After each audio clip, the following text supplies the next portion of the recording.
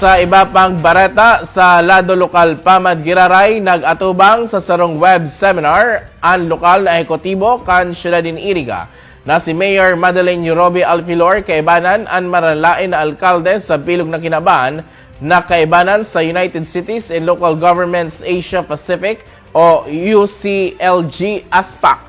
Sa makaduwang pagkakataon, nagkaigwan ng tsansa na may istorya kan alkaldesa ang mga good practices kan siyudad din Iriga tanganing malabanan asin man mapatinir na COVID-19 free ang siyudad kan Iriga. Sa lado man kan ibang mga alkalde sa Asia Pasipiko, pigsabi man kan mga ini ang sa indang mga lakdang tanganig malabanan ang COVID-19.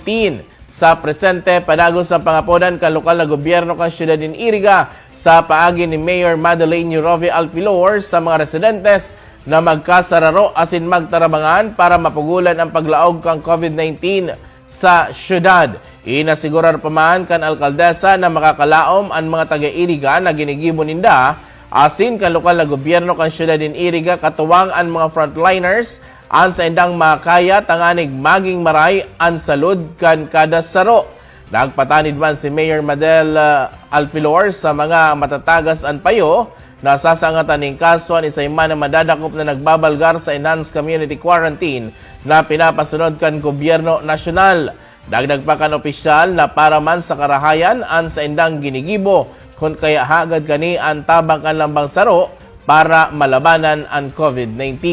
Si Mayor Madel Yurobi Alfilor ang presenting treasurer kang United Cities and Local Governments Asia Pacific o UCLG ASPAC.